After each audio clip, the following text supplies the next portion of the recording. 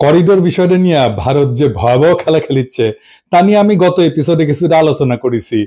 ভারতীয় চোরদের ষড়যন্ত্র যে কত ভয়ঙ্কর তা আরো বিস্তারিত আলাপ করব। আপনারা জানেন যে 2016 সালের অক্টোবর থেকে রাখাইন রাজ্যের রাখাইন সম্প্রদায়ের সহায়তায় মায়ানমারের বাহিনী রোহিঙ্গাদের বিরুদ্ধে জাতিগত নিধনের মানবতা বিরোধী অপারেশন চালায়। এই জাতিগত নিধনের পেছনে উদ্দেশ্য ছিল রাখাইন রাজ্যের সিতোয়ে বন্দর থেকে শুরু কইরা উত্তর রাখাইনের বুথিডং অঞ্চল পর্যন্ত মুসলিম ধর্মাবলম্বী রোহিঙ্গাদের চিরতরে বাংলাদেশে বিতাড়িত করা, যাতে কইরা ভারতের কালাদান মাল্টি মডাল ট্রানজিট করিডোরের জন্য জায়গা খালি করা যায়। কোথাও কোনো উন্নয়ন প্রকল্প হইলে সেই প্রকল্পের আশেপাশের জায়গার দাম বাড়ে, আপনারা জানেন। অনেক জমি অধিগ্রহণ করতে হয় সরকারকে, এটাও আপনারা জানেন। কোথাও থেকে রাস্তা গেলে, রেল গেলে জমি অধিগ্রহণ করে সরকার বা ওই কোম্পানি, এতে অনেক টাকা দিতে হয় সরকারকে বা ওই কোম্পানিকে। যদি একেবারে উচ্ছেদ করে দেওয়া যায় তাহলে ক্ষতিপূরণের টাকা বেঁচে যায় আর কি। আর আশেপাশের জমির তো দাম বাড়েই, আপনারা জানেন। আপনারা পদ্মা ব্রিজের কথাই ধরেন না কেন। যাই হোক, এই মানবতা বিরোধী অভিযানের ফলে বিশাল সংখ্যক রোহিঙ্গা বাংলাদেশে আসতে বাধ্য হয়। এরপরে শুরু হয় আর এক নতুন অধ্যায়। 2023 সালে রাখাইন সম্প্রদায়ের বাহিনী আরাকান আর্মির সাথে মায়ানমার বাহিনীর ব্যাপক যুদ্ধ শুরু হয় এবং এর ফলে 2024 সালে সেপ্টেম্বর পর্যন্ত 1 লাখেরও অধিক রোহিঙ্গা আবারও বাংলাদেশে প্রবেশ করে। বর্তমানে বাংলাদেশে রোহিঙ্গা শরণার্থীদের সংখ্যা দাঁড়াইছে 12 লাখের বেশি। আচ্ছা, আপনারা কি জানেন যে রোহিঙ্গাদের মায়ানমারে প্রত্যাবাসনের বিষয়ে পতিত আওয়ামী লীগ সরকার কোন ধরনের বাস্তবিক পদক্ষেপ নেয়নি? এর মূল কারণ হইতেছে দিল্লি দেশে হাসিনা সরকার ভারতের স্বার্থ রক্ষা করছে। রোহিঙ্গারা ফিরে না আসুক, এটাই তো ইন্ডিয়া চায়। কারণ রোহিঙ্গাদের তারা যে কালাদান প্রজেক্ট করতেছে সেইখানে তো রোহিঙ্গাদের জমির উপরে সে স্থাপনা করেছে। রোহিঙ্গারা ফিরে গেলে সে করবেটা কি? তার প্রজেক্টের জায়গা তো ছেড়ে দিতে হবে। 2017 সালে খুনি হাসিনার সরকার মায়ানমারের সাথে একটা লোক দেখানো চুক্তি করে, যা ছিল বাংলাদেশের স্বার্থ বিরোধী।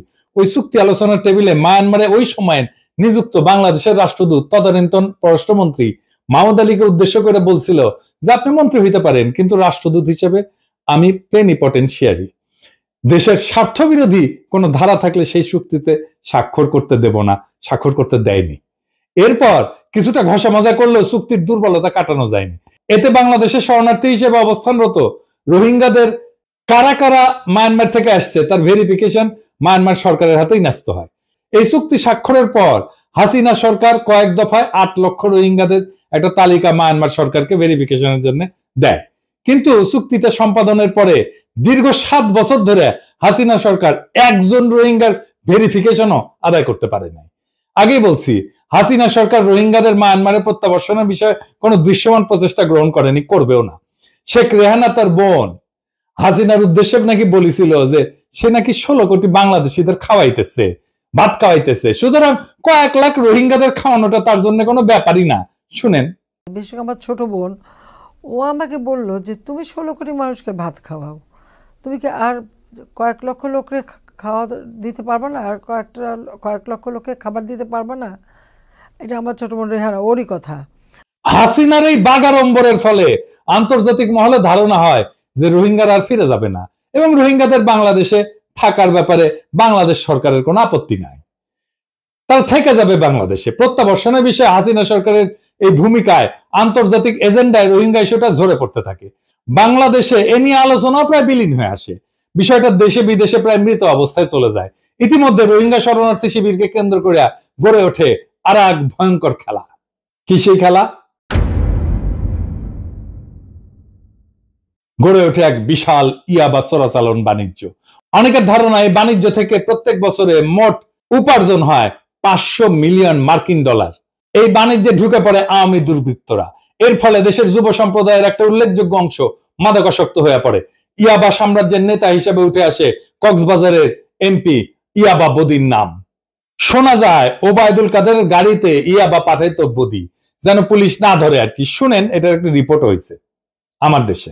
এদিকে বদির মূল মদতদাতা ছিলেন ওবায়দুল কাদের। ক্ষমতায় থাকতে 2 মাসে একবার বিভিন্ন প্রোগ্রামের অজুহাতে কক্সবাজারে যেতেন তিনি। অনির্ধারিত সফরে তিনি চলে যেতেন টেকনাফেও, উঠতেন বদির ডেরায়। কক্সবাজার সফরের সময় সড়ক পথকেই বেছে নিতেন তিনি। যে কটি গাড়ি নিয়ে তিনি কক্সবাজারে যেতেন, ফেরার সময় তার বহরে আরো 4-5টি গাড়ি বেশি যুক্ত হতো। এসব গাড়িতে বদির ইয়াবার চালান নিরাপদে ঢাকায় নেওয়া হতো। ওবায়দুল কাদের প্রায় কিন্তু যাইতো ওইদিকে গাড়ি নিয়ে, ইয়াবা বাণিজ্যের টাকা ভাগ শেখ হাসিনার হাত পর্যন্ত পৌঁছাইতো। একদিন ভোরে উঠে আমরা হঠাৎ করে আবিষ্কার করি ইয়াবা সাম্রাজ্যের পুলিশের প্রদীপ আর লিয়াকতের হাতে খুন হয় মেজর সিনহা। সুতরাং বুঝতেই পারতেছেন, হাসিনা ক্ষমতায় থাকলে রোহিঙ্গারা মায়ানমারে তাদের বাপদাতার ভিটায় আর কোনোদিন ফিরে যেতে পারত না। প্রফেসর ইউনূসের অন্তর্বর্তীকালীন সরকার প্রতিষ্ঠিত হওয়ার পর গত 9 মাসে রোহিঙ্গা সংক্রান্ত কার্যক্রমে মৌলিক পরিবর্তন হয়েছে। আপনারাও সেটা লক্ষ্য করছেন। কি সেটা? 3টা গুরুত্বপূর্ণ পরিবর্তন হয়েছে। প্রথমত, দায়িত্ব গ্রহণের পরপরই গত সেপ্টেম্বরে জাতিসংঘ সাধারণ অধিবেশনে রোহিঙ্গা প্রসঙ্গটি তুলে আনেন প্রফেসর ইউনূস এবং বিশ্ব সম্প্রদায়কে রোহিঙ্গা বিষয়ে একটা আন্তর্জাতিক সম্মেলন আয়োজন করার আহ্বান জানান। জাতিসংঘ এতে তাৎক্ষণিকভাবে সাড়া দেন। জাতিসংঘের সকল সদস্য সর্বসম্মতিক্রমে এ বিষয়ে একটা উচ্চ পর্যায়ের আন্তর্জাতিক সম্মেলন আয়োজনের সিদ্ধান্ত নেয়। একটা জাতিগোষ্ঠীর বিষয়ে পূর্ণাঙ্গ জাতিসংঘ সম্মেলনের সিদ্ধান্ত অত্যন্ত বিরল একটা ঘটনা। প্রফেসর ইউনূসের এই একটা পদক্ষেপের কারণে গণখুনি হাসিনার হাতে চরমভাবে অবহেলিত রোহিঙ্গা ইস্যুটা এভাবেই আন্তর্জাতিক এজেন্ডার একেবারে শীর্ষ একটা স্থানে উঠে আসে। দ্বিতীয়ত যে বিষয়টা হলো, একই সাথে অন্তর্বর্তীকালীন সরকার রোহিঙ্গা সমস্যার প্রকৃত সমাধান যে রোহিঙ্গাদের মায়ানমারে প্রত্যাবর্ষণ বা রিপাট্রিয়েশন, সে সম্পর্কে আন্তর্জাতিক ঐক্যমত গঠনেও সক্ষম হয়। এর একটা বড় নিদর্শন ছিল গত মার্চে জাতিসংঘ মহাসচিবের পরিষ্কার উচ্চারণ যে প্রত্যাবর্ষণই রোহিঙ্গা সমস্যার একমাত্র সমাধান। তৃতীয় যে বিষয়টা হলো, প্রত্যাবর্ষণ যাতে বাস্তবায়িত হয় তার প্রাথমিক পদক্ষেপটাও অন্তর্বর্তীকালীন সরকার গ্রহণ করতে সক্ষম হয়েছে। গত এপ্রিল মাসে ব্যাংককে বিমস্টেক সম্মেলনের সাইডলাইনে মায়ানমার সরকার সর্বপ্রথম 1,80,000 রোহিঙ্গাদের প্রত্যাবর্ষণের যোগ্য বলে ক্লিয়ারেন্স দিছে। মায়ানমারের পররাষ্ট্রমন্ত্রী এবং বাংলাদেশের রোহিঙ্গা বিষয়ক হাই রিপ্রেজেন্টেটিভ যৌথভাবে ক্লিয়ারেন্সের সিদ্ধান্তটি জানান। একই সাথে বাকি রোহিঙ্গাদের ক্লিয়ারেন্স প্রক্রিয়াটা ত্বরান্বিত করার প্রতিশ্রুতি দিল মায়ানমার। এটা ছিল একটা অসাধারণ অর্জন। এর আগে পর্যন্ত প্রত্যাবর্ষণ ছিল একটা থিওরিটিক্যাল ব্যাপার, কাগজে কলমে। এই প্রথম একটা বাস্তব সংখ্যা আদায় করতে পারলো বাংলাদেশ, যাদেরকে মায়ানমার নিতে রাজি হইল। কেউ কেউ প্রশ্ন তুলছে, মায়ানমারের এই 1,80,000 রোহিঙ্গার ক্লিয়ারেন্স দিলেও তারা কি ফেরত যেতে পারবে? পারবে না, কারণ রাখাইন রাজ্যের 90% এখন আরাকান আর্মির অধীনে, এখন সেখানে যুদ্ধ চলতেছে। কিন্তু বিষয়টা কি একটু বুঝে দেখি। কথা সত্য, তারা এখন ফিরে যেতে পারবে না। আরাকান আর্মি রোহিঙ্গা অধ্যুষিত অঞ্চলগুলো তাদের নিয়ন্ত্রণে রাখলেও এটা আমাদের মনে রাখতে হবে যে একটা সাকসেসর অ্যাডমিনিস্ট্রেশন হিসেবে বাংলাদেশ মায়ানমারের মধ্যেকার 2017 সালের চুক্তি মানতেও তারা বাধ্য। আন্তর্জাতিক আইন তাই বলে। আরাকান আর্মিও সেটা জানে। জাতিসংঘের মহাসচিব আরাকান আর্মিকে পরিষ্কার জানাই দিচ্ছেন যে তাকে আন্তর্জাতিক আইন মেনে চলতে হবে। এ কারণে আরাকান আর্মিও বলেনি বা বলতে পারেনি যে এই 1,80,000 রোহিঙ্গা তারা ফেরত নেবে না, কারণ সেটা হবে আন্তর্জাতিক আইনের খেলাফ। যে কোনো নতুন রাষ্ট্র যখন তৈরি হয়, বিদ্রোহীরা তারা জাতিসংঘের এই বিষয়টাকে মনে রাখে, কারণ জাতিসংঘে তাকে ঢুকতে হবে এক সময়। সুতরাং আজকে হোক কালকে হোক রোহিঙ্গারা মায়ানমারে ফেরত যাবেনি। রোহিঙ্গাদের মায়ানমারে প্রত্যাবর্ষণের দরজাটা এমন ভাবে খুলে যাবে, সেটা কালাদান মাল্টি মডাল ট্রানজিট প্রকল্পের নির্মাণকারী ভারত আগে থেকে ধারণা করতে পারেনি। ওদের মাথায় বাজ ভেঙে পড়লো। কালাদান প্রজেক্টের নিরাপত্তা বিধান করার জন্য এর আশেপাশে মুসলিমদের বসতি যাতে না থাকতে পারে, সেই লক্ষ্যেই জাতিগত নিধনের আয়োজন করে বাংলাদেশে ঢুকায় দেওয়া হয়েছিল 12 লাখ রোহিঙ্গাকে। তারা আবার ফিরে আসবে, সেটা ভারতের পক্ষে কিছুতেই মেনে নেওয়া সম্ভব না। সুতরাং রোহিঙ্গা প্রত্যাবর্ষণের প্রক্রিয়াটা ভেস্তে দেওয়ার জন্য অপপ্রচারের উদ্দেশ্যে মাঠে নামালো সে তার এক লেসপেন্সারকে। কে সে? চন্দন নন্দী এবং তার সাঙ্গপাঙ্গরা। আমি আগের এপিসোডে বলছি যে এই চন্দন নন্দী বাংলাদেশে ভারতীয় রয়ের সাবেক কর্মকর্তার পুত্র। নর্থ ইস্ট নিউজ নামে এক প্রোপাগান্ডা পোর্টাল থেকে চন্দন নন্দী এই ডিসইনফরমেশন ক্যাম্পেইন শুরু করে। 15 এপ্রিল সে তার প্রথম প্রোপাগান্ডা পিস প্রকাশ করে, যেখানে সে বলে বাংলাদেশ নাকি মায়ানমারে আমেরিকার পক্ষে প্রক্সি যুদ্ধ করার জন্য রাখাইনে মানবিক সাহায্যের নামে একটা সামরিক করিডোর তৈরি করছে। দেখেন, রাখাইন রাজ্যের বিষয়ে আমরা এই প্রথম করিডোর শব্দটা ব্যবহৃত হতে দেখলাম। চন্দন নদী লিখলো যে টেকনাফে নাকি এই উদ্দেশ্যে একটা জায়গা নির্বাচন করে এই যুদ্ধের প্রস্তুতি নেওয়া হইতেছে। হ্যাঁ, মিস্টার নন্দী টার্গেট করলো হাই রিপ্রেজেন্টেটিভ ডক্টর খলিলকে। প্রবল মিথ্যাচারের আশ্রয় নিয়ে এসে বলল তিনি নাকি আমেরিকান নাগরিক এবং আমেরিকার পক্ষে তিনি মানবিক করিডোরের উসিলায় এই প্রক্সি যুদ্ধ অর্গানাইজ করতেছেন। রয়ের বাংলাদেশের স্টেশনশিপের পুত্র নন্দী দাবি করলো এই যুদ্ধের উদ্দেশ্য হচ্ছে মায়ানমার থেকে রাখাইন রাজ্যকে বিচ্ছিন্ন করা, যাতে ওই রাজ্যের সকল সম্পদ আমেরিকা লুটে পুটে খাইতে পারে। চন্দন নন্দীর এই কল্পকাহিনীর পুরাটাই ছিল মিথ্যা এবং কল্পিত ঘটনা বর্ণনা করে বাংলাদেশের জনগণের মধ্যে ব্যাপক বিভ্রান্তি সৃষ্টি করা। সে তিনটা বিষয় ব্যবহার করছে বিভ্রান্তি সৃষ্টি করার জন্য। খুব চালাক মাল সে, বাংলাদেশের জনগণের সেন্টিমেন্টকে কাজে লাগানোর জন্য। প্রথমটা হচ্ছে বাংলাদেশের সার্বভৌমত্বের প্রশ্নে আমাদের স্পর্শকাতরতা আছে। সার্বভৌমত্বের প্রশ্নে আমরা এক কাট্টা হইয়া যাই, আমরা এটা কোনোদিন মাইনা নিই না সার্বভৌমত্ব যদি লঙ্ঘিত হয়। জুলাই বিপ্লবের একটা প্রধান উদ্দেশ্যই ছিল ভারতের কাছে প্রায় হারায় যাওয়া আমাদের সার্বভৌমত্ব পুনরুদ্ধার করা। দ্বিতীয়টা হচ্ছে বিভিন্ন মুসলিম দেশে আমেরিকার যুদ্ধের বিরুদ্ধে বাংলাদেশের জনগণের তীব্র নেতিবাচক মনোভাব। রাখাইনে করিডোর দিয়া বাংলাদেশের সার্বভৌমত্ব নষ্ট করা হচ্ছে এবং বাংলাদেশকে জড়ানো হচ্ছে আমেরিকার একটা প্রক্সি যুদ্ধে। চন্দন নন্দীর এই ন্যারেটিভ বাংলাদেশের অনেকেই খেয়ে ফেললো। খুব চালাক মাল। বিএনপি খাইছে, বামেরা তো খাওয়ার জন্য রেডি, আওয়ামী লীগ তো খেয়ে বসে আছে, আর্মি চিফও খাইছে। আর্মি চিফের অভিনন্দন, সে ইন্ডিয়ার চ্যানেলে পালকি শর্মার কাছ থেকে প্রো ইন্ডিয়ান সার্টিফিকেট পেয়েছে, শুনেন। But the army chief is against it. He is seen as a pro-India officer. এইবার বুঝেছেন তো সব রসুনের কেন এক জায়গায়। চন্দন নন্দী, বিএনপি, ওয়াকার, বাম, আওয়ামী লীগ এই সবগুলা ইন্ডিয়ান হারবাল খাওয়া মাল।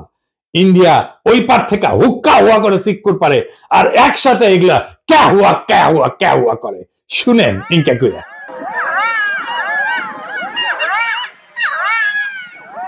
তৃতীয়ত, করিডোর বাংলাদেশে একটা সন্দেহজনক শব্দ।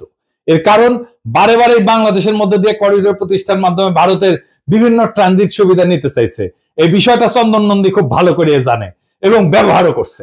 এখন আসেন দেখি, প্রমাণ করি যে চন্দন নন্দীর এই ন্যারেটিভ ভারতের স্বার্থ সিদ্ধির উদ্দেশ্যে একটা ডিসইনফরমেশন ক্যাম্পেইন কিভাবে। আপনি নিজেই নিজেকে জিজ্ঞেস করেন যে যদি প্রক্সি যুদ্ধ যদি হয় সত্যি সত্যি, তাহলে এতে ক্ষতিগ্রস্ত হবে কারা? কে? প্রক্সি যুদ্ধটা কার বিরুদ্ধে করতেছে? সবচেয়ে ক্ষতিগ্রস্ত হবে মায়ানমার, কারণ তার একটা অংশ বিদেশি শক্তি দখল করে নেবে, তাই না? তাই তো। সুতরাং মায়ানমার থেকে এর বিরুদ্ধে প্রতিক্রিয়া জানানোটা স্বাভাবিক। আজ পর্যন্ত মায়ানমারের কাছ থেকে তথাকথিত করিডোরের বিরুদ্ধে কোন ধরনের কথা আসছে? আসেনি। তাইলে ওরা বুঝে না, কোন প্রতিক্রিয়া দেখাইছে? দেখায়নি। বরং বাংলাদেশের সাথে রোহিঙ্গা প্রশ্নে যোগাযোগ রেখে চলছে। করিডোর এবং প্রক্সি যুদ্ধ হলে দ্বিতীয় ক্ষতিগ্রস্ত দেশ হবে কে? কে? অনেক বড় দেশ একটা, চীন। কারণ বঙ্গোপসাগর তথা ভারত মহাসাগরের চীনের সংযোগের যে বিশাল প্রকল্প সে নিছে, প্রচুর বিনিয়োগ করছে, বিলিয়ন বিলিয়ন ডলার, সেটা রাখাইন রাজ্যের উপর দিয়ে গেছে। রাখাইন রাজ্য আমেরিকার দখলে গেলে চীনের সর্বনাশ হবে, কারণ ভারত মহাসাগরের সাথে তার সংযোগ থাকবে না। আপনি ম্যাপটা দেখান, এডিটর সাহেব দেখেন তো, এটা যদি এই রাজ্য যদি আমেরিকার দখলে চলে যায় তাহলে ওইখানে চীন ঢুকতে পারবে। চন্দন নন্দীর গল্পের গরু এভাবে গাছে ওঠে আর এটা অনেকে খেয়ে ফেলে। চিন্তা করেন, চন্দন নন্দীর কাহিনী যদি সত্যি হইতো তাহলে চীন চন্দন নন্দীর কথিত করিডোরের বিরুদ্ধে ক্ষুব্ধ প্রতিক্রিয়া জানাইতো না। আজ পর্যন্ত আমরা চীনের কাছ থেকে এই বিষয়ে কোনো ধরনের প্রতিক্রিয়া দেখি না। উল্টা চীন বাংলাদেশের সাথে সম্পর্ক গভীরতর করার প্রচেষ্টা অব্যাহত রাখছে।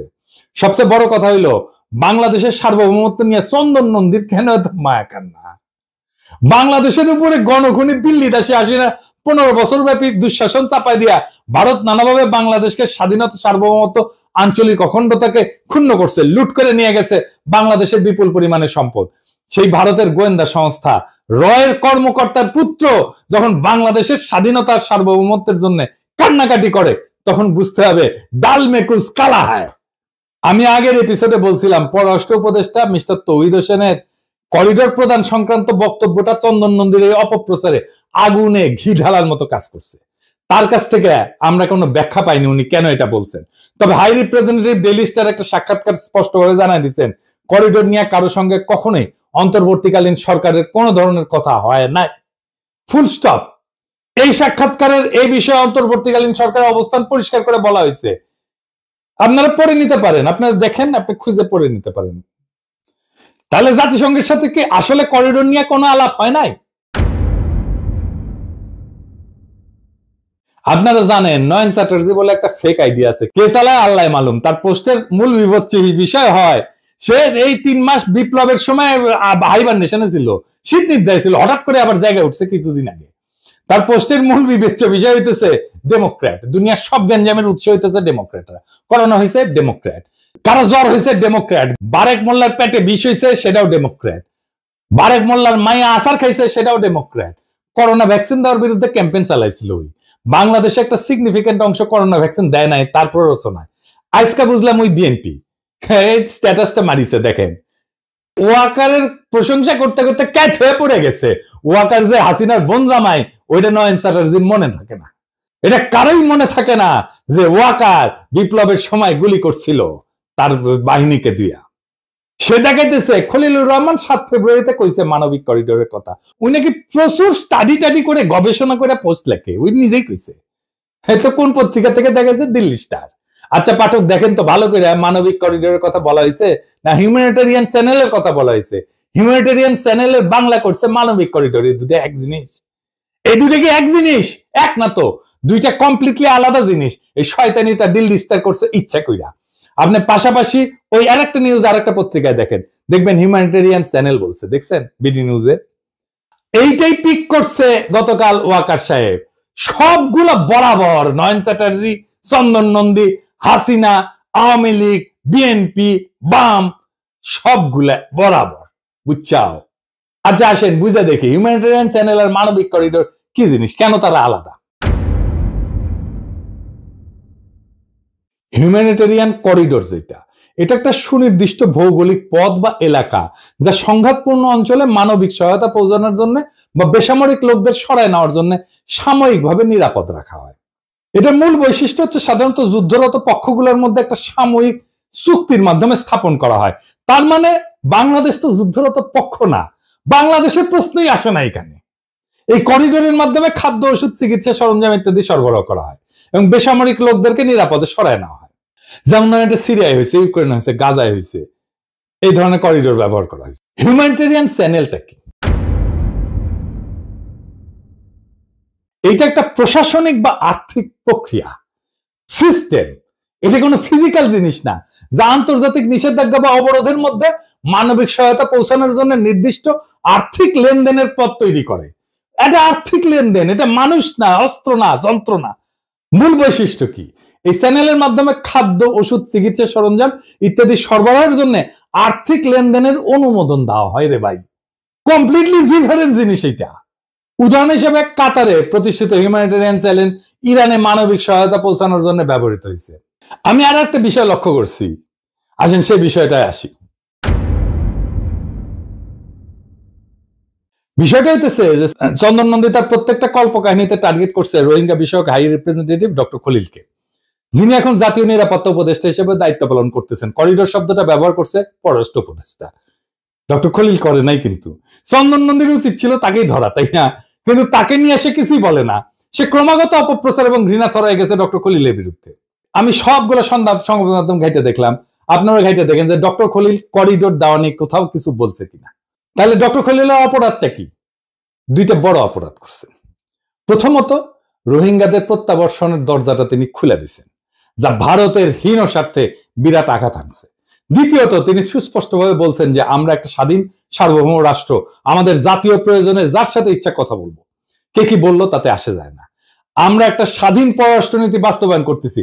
এই কথা কি চন্দন নন্দীরা সহ্য করতে পারে না। সুতরাং আপনারা নিজেরাই বুঝে নেবেন ওরা কেন ক্রমাগত নিশানা করে তীর ছুটতেছে।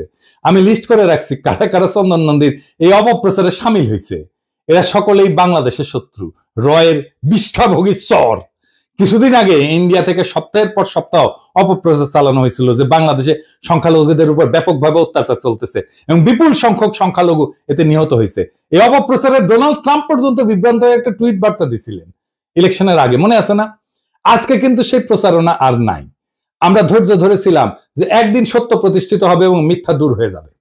সংখ্যালঘু নিয়ে অপপ্রচারের ভাগ্যে তাই ঘটছে, সেটা বন্ধ হয়ে গেছে। করিডোর নিয়ে অপপ্রচারের ক্ষেত্রেও কিছুকালের মধ্যে এটা সকলের কাছে পরিষ্কার হবে যে পুরাটাই ছিল রয়ের সাজানো একটা ভয়াবহ মিথ্যাচার। আমাদের কেবল একটু ধৈর্য ধরে থাকতে হবে। তবে আপনারা নিশ্চিন্ত থাকতে পারেন, বাংলাদেশ যদি ভারতের কাছে আত্মসমর্পণ না করে তাহলে আগামী দিনগুলোতে এই ধরনের অপপ্রচার চলতেই থাকবে। ভারতের লাই ফ্যাক্টরি বা মিথ্যাবাদের কারখানা থেকে প্রস্তুত এই সমস্ত অপপ্রচার রোধের একমাত্র ওষুধ এগুলোকে পাত্তা না দেওয়া। দেখবেন একদিন এমনিতেই এগুলো বন্ধ হয়ে যাবে। তবে আমাকে যেটা সবচেয়ে বিস্মিত করছে তা হলো বাংলাদেশের প্রধান রাজনৈতিক দল বিএনপি এবং ওয়াকার চন্দন নন্দীর এই করিডোরের ডিসইনফরমেশনকে বিনা প্রশ্নে মেনে নিছে। ওয়াকার তার প্রতিধ্বনিও করছে। বিএনপি কেন প্রশ্ন করেনি যে আমেরিকান প্রক্সি যুদ্ধের এই দাবির বিরুদ্ধে মায়ানমার অথবা চীন কেন কিছু বলে নাই, অথচ ভারতীয়রা এই নিয়ে হইচই করতেছে? কেন প্রশ্ন করে নাই যে চন্দন নন্দীর মতো একজন সুপরিচিত রয়্যাল লোক কেন বাংলাদেশের স্বাধীনতা সার্বভৌমত্ব নিয়ে কান্নাকাটি করতেছে? চন্দন নন্দী তার একটা অপপ্রতিবেদনে উল্লেখ করছে যে কতিপয় আমেরিকান বিমান বাহিনীর কর্মকর্তা নাকি তথাকথিত প্রক্সি যুদ্ধের একটা বিশেষ মিশনে এসে ঢাকার ওয়েস্টিনে হোটেলে উঠছে। সেদের নামও উল্লেখ করছে।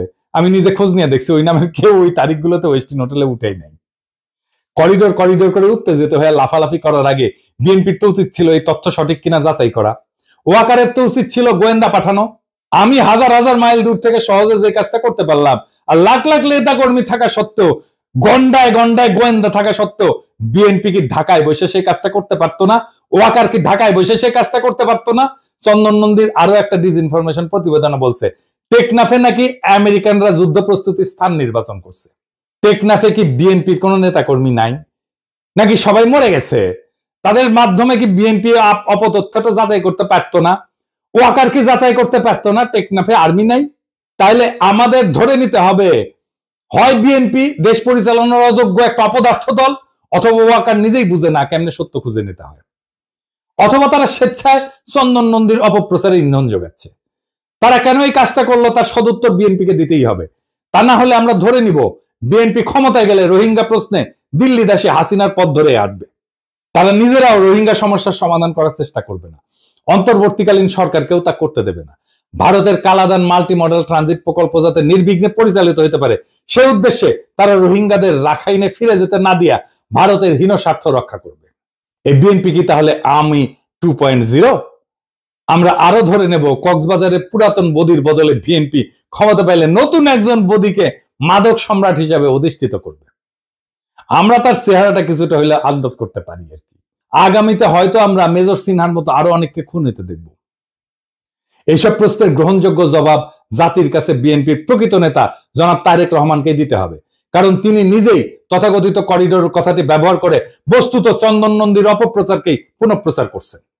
এইবার আইটি উপদেষ্টাকে বলি, আপনারা বসে এই চন্দন নন্দীর এই বালসালের এই লিঙ্ক বন্ধ করে দিতে পারেন না বাংলাদেশে? সে একটার পর একটা অপপ্রচার চালায় যাবে বাংলাদেশের বিরুদ্ধে, ওই লিঙ্কটা বন্ধ করে দেওয়া উচিত আপনাদের। আমি বিশ্বাস করি অন্তর্বর্তীকালীন সরকার চন্দন নন্দী এবং বাংলাদেশে তার অনুগত কুলাঙ্গারদের এই সমস্ত অপপ্রচারে বিচলিত হবেন না। আপনারা রোহিঙ্গাদের প্রত্যাবর্ষণে আপনাদের প্রচেষ্টা অব্যাহত রাখেন। বিষয়টাকে ইতিমধ্যে আপনারা অনেক দূর আগায় নিছেন। 8 বছরে যা হয়নি 8 মাসে আপনারা তাই করছেন। রোহিঙ্গাদের মায়ানমারে প্রত্যাবর্ষণের এটাই আমাদের লাস্ট চান্স।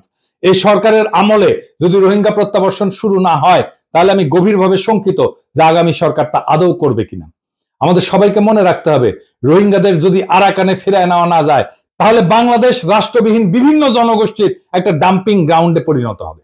দেখতেছেন না ইন্ডিয়া পুশিং করতেছে, আগামীতে আরো দেখবেন অবৈধ বাংলাদেশি তকমা দিয়া ভারত থেকে বিপুল পরিমাণে মুসলমানকে বাংলাদেশে বিতাড়িত করা হচ্ছে। এই মুহূর্তে অবৈধ বাংলাদেশে অবৈধ করে ভারতীয় লোকজনদেরকে পুশিং করে ভারত সেই ইঙ্গিতই আমাদেরকে দিচ্ছে। এটাই হচ্ছে বাংলাদেশের বিরুদ্ধে ভারতের চূড়ান্ত লক্ষ্য। চন্দন নন্দী আর তার ভারতীয় দেশীয় অনুচরেরা এই লক্ষ্যকে আগায় নেওয়ার জন্য বাংলাদেশের বিরুদ্ধে নিরন্তর কুৎসিত অপপ্রচারে লিপ্ত হয়েছে। আমরা কোটি কোটি প্রাণ কোরবানি দেওয়া হইলেও তাদের কোনোভাবেই জিততে দেব না। ইনকিলাব জিন্দাবাদ।